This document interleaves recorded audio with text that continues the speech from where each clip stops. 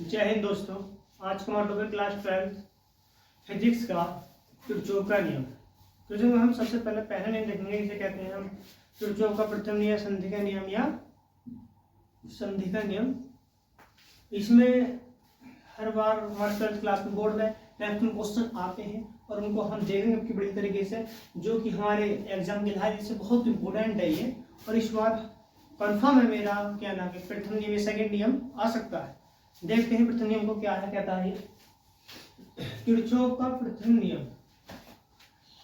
Kirchhoff प्रथम नियम है, इस नियम के अनुसार किसी परिपथ में किसी भी, इस नियम के अनुसार जैसे एक परिपथ है, किसी परिपथ में, इस नियम के अनुसार किसी परिपथ में किसी भी संधि, जैसे ये वाली हमारा परिपथ है, इस पर संधि बना दी है, संधि पर मिलने वाली समझ धाराओं, ये मिलने वाली यहाँ सारी समझ धाराओं, ये वाला पॉइंट हमारा समझ धाराओं, ठीक है। समझ धाराओं का बीजगणितीय योग शून्य होता है, इनका सारे का योग ये वाला शून्य होता है। इसका फॉर्मूला ये होता है summation i equal to 0, summation i equal to 0, ठीक है। देखिए I1 plus I2 equal to, I1 कैसा है, I1 I2, ठीक है। ये ऐसे जाएंगे तो ये ऐसे निकल जाएगी और ये ऐसे निकल जाएगी और ये ऐसे निकल जाएगी, ठीक है। Equal to I3 plus I4 plus I5, आगमित धारा का योग इक्वल टू निर्गत धारा का योग के बराबर होता है। तो दूसरा नियम अभी इसे डालते हैं, देखते हैं दूसरे नियम को भी बड़ी तरीके से। भी हमारा सेकंड नियम है किरचॉफ का द्वितीय नियम। किरचॉफ का द्वितीय नियम, इसमें देखिए ये डायग्राम है, डायग्राम के ऊपर ये सारा नियम भागता है। E1 E2 दो इसमें ये वो है भाग, ठीक है।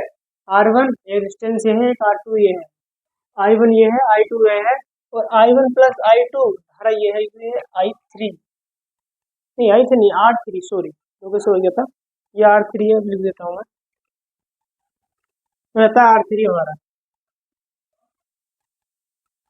देखिए इस नियम के अनुसार किसी परिपथ के किसी बंद पाश के, इस नियम के अनुसार किसी परिपथ के किसी बंद पाश के, एक तरह से बंद पाश है, ओके, विभिन्न भागों में, इन विभिन्न भागों में बहने वाली धारा I1 I2 I3 I1 plus I3 I2 संगत प्रतिरोधों R1 R2 R3 गुणनफल का बीजगणितीय योग उस पास में लगे विद्युत भाग बलों के बीजगणितीय योग के बराबर होता है।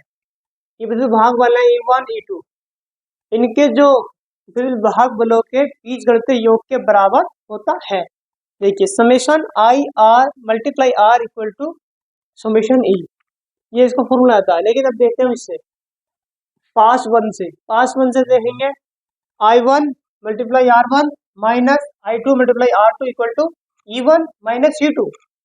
देखिए बात पास वन में I1 मल्टीप्लाई R2, I1 ले लेंगे, मल्टीप्लाई R1 ये ले लेंगे, ठीक है, माइनस I2 ये लेंगे और R2 ये लेंगे, इक्वल टू E1 माइनस कर देंगे E2 को I पास 2 में, ठीक है। I2 मल्टीप्लाई R2 प्लस ये वाली I1 plus I2 multiply R3 equal to E2। इस तरह से देखते हैं इसे बड़े तरीके से, और इसकी थ्योरी आती है, थ्योरी की जरूरत ही नहीं है, आप इसे देख लीजिए, इससे ऐसे E1 है, ये E2 पास है, इसमें ये I1 है, ये I2 है, ये यहाँ प्लस आती है I1 प्लस I2 है आती है।